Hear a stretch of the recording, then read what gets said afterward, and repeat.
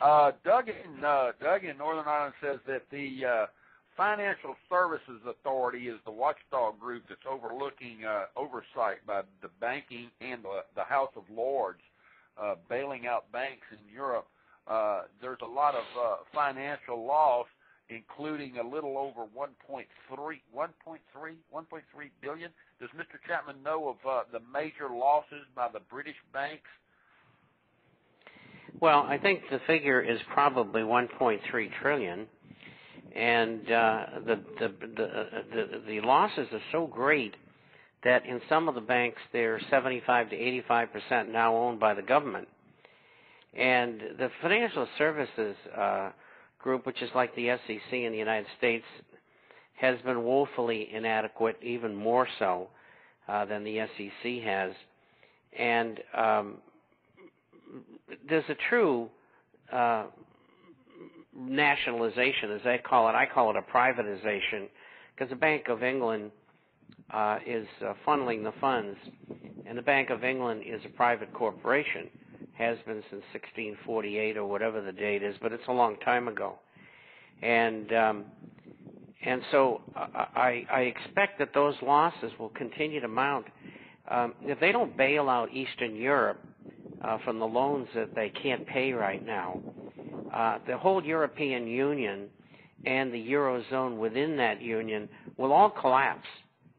And, of course, Germany and France and on the continent in particular, and Holland, are saying, no, we're not going to bail them out. Well, they must be suicidal, because it means the end of everything that's been put together since Jean Monnet started the movement for the European Common Market back in the 1950s. And so there's a lot at stake here, and most people don't realize it because they don't realize the history, and they don't realize where this thing was supposed to be going. And now it's happened. It isn't going the way that they want it to go, and it's really a mess. And I don't think they know what to do.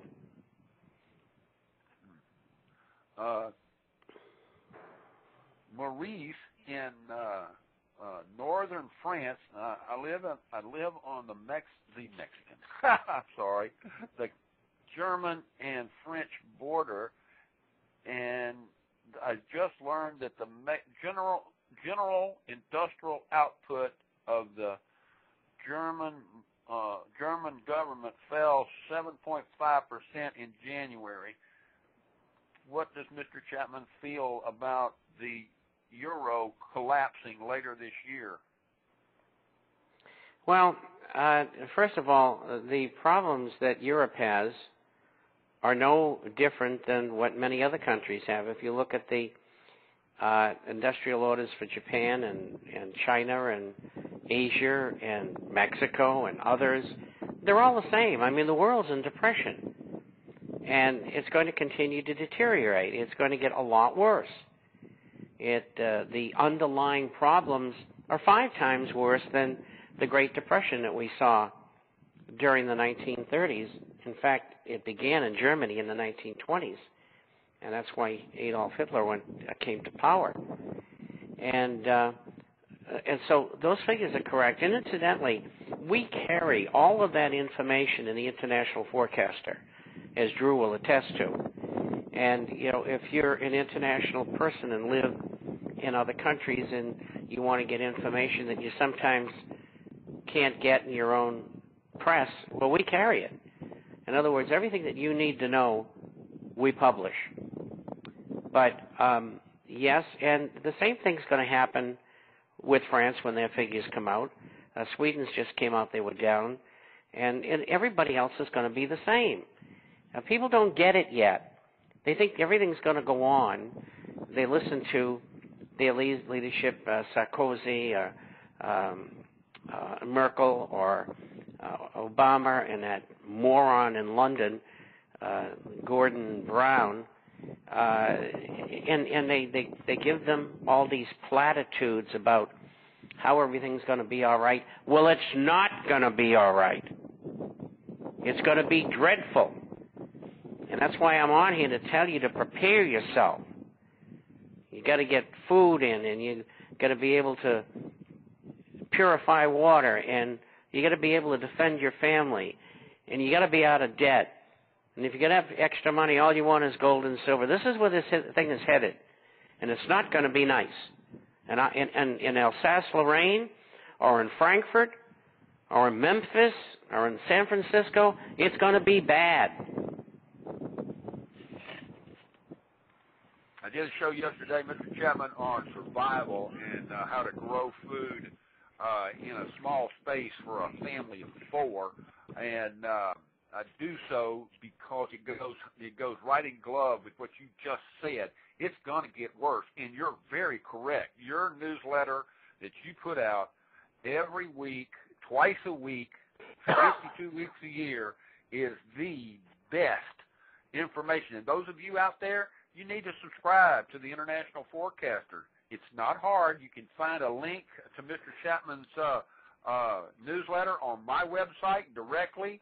There will be a permanent post placed there within the next couple of days, so you won't have to worry about the Thursday newsletter coming out with the link.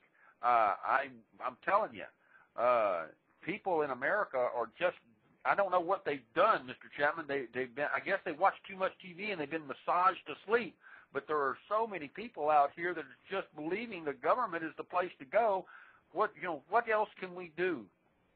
Well, government's the problem, not the solution.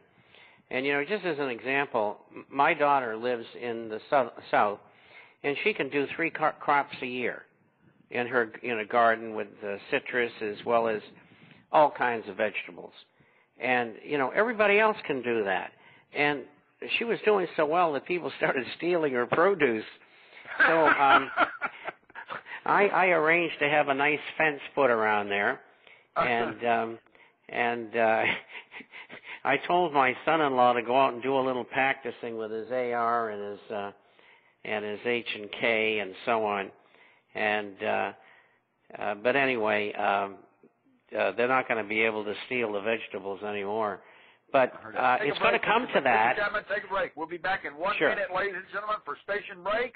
This is Drew Raines, a Marines Disquisition, heard around the world on Windtalkers Radio Network and on the Internet through Blog Talk.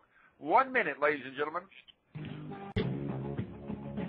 All right, ladies and gentlemen, we're back. This is Drew Malone Raines, a Marines Disquisition, heard live around the world on Windtalkers Radio Network through the phone bridge, and as well the Blog Talk Internet service provided. You can go to the website, the 3 W's, amd.elequity.com, and click on Listen Live. And when you get there, you can save your phone bill, and those of you that are having to pay for those long-distance phone calls, or if you're getting tired of listening to the phone bridge, you can do that. Betty is chimed in through the Blog Talk today. She advised me that this is getting better and better. She wants to thank Mr. Chapman for all that he's doing and advise him that the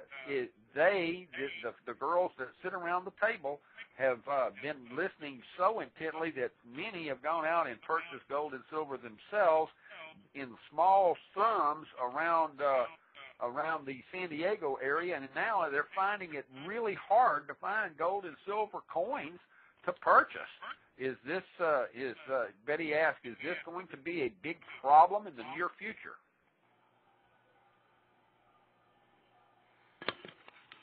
Mr. Chapman. I'm here. Okay. We were just wondering if this is going to be a problem in locating gold and silver in the near future, as it's getting scarcer and scarcer for people to locate. Well, it is going to be a problem, and I think the premiums are going to rise, both on bars as well as coins.